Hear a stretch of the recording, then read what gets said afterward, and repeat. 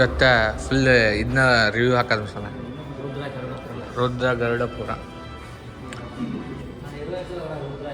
ಹಾಂ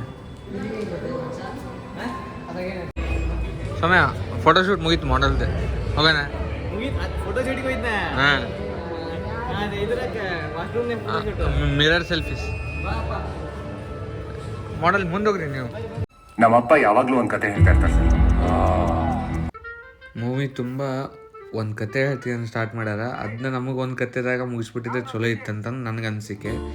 ಹಂಗೆ ಇದು ಸ್ವಲ್ಪ ನನಗೆ ಆ್ಯಕ್ಚುಲಿ ಇವ್ರದ್ದು ಸ್ಕ್ರಿಪ್ಟ್ ಎಲ್ಲ ಭಾಳ ಚಲೋ ಇರ್ತಾವೆ ಅಂತ ನಾನು ಹೋಗಿದ್ದೆ, ನನ್ನ ಎಕ್ಸ್ಪೆಕ್ಟೇಷನ್ ಇಟ್ಕೊಂಡೆ.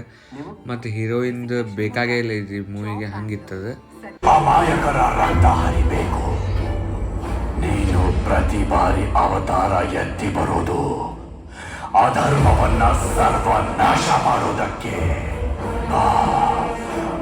ಕಲ್ಕಿ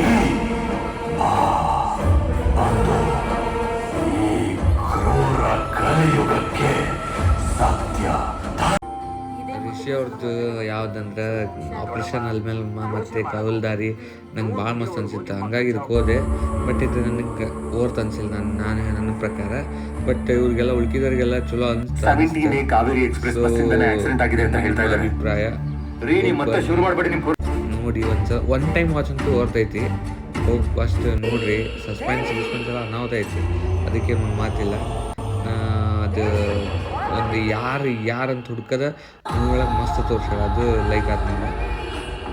ಒಂಥರ ಪ್ರಿಡಿಕ್ಟಬಲ್ ಇದ್ದಿಲ್ಲ. ಮೂವಿ ಹೆಂಗೈತಪ್ಪ? ಚಲೋ ಐತೆ. ಮಹೇಶ್ ಅವ್ರೆ ನೀವು ಹೇಳ್ಬೇಕು, ಆ್ಯನಿಮಲ್ ಬಾಯ್ ಆ್ಯನಿಮಿ ಬಾಯ್ ಆ್ಯನಿಮೆ ಗೊತ್ತೈತಿ, ಬಟ್ ನಾವು ಅನಿಮಿ ಕಾರ್ಟೂನ್ ಅಂತಂದು ಕಾಣಿಸ್ತೀವಿ. ಇನ್ನೂ ಖುಷಿ ಆಗ್ತೈತೆ. ಹಾಂ 180 ಕೊಟ್ವಲ್ಲ, ಏನು ಮಾಡೋಕ್ಕಾಗಲ್ಲ. ಕನ್ನಡ ಸಿನಿಮಾ ರೀ, ಬೆಳೆದಿದ್ರೆ ಏನಾಗಲ್ಲ. ಏನು ಹೋಗೋಕ್ಕಿಂತ ಕನ್ನಡ ಸಿನಿಮಾ ಅಷ್ಟೇ.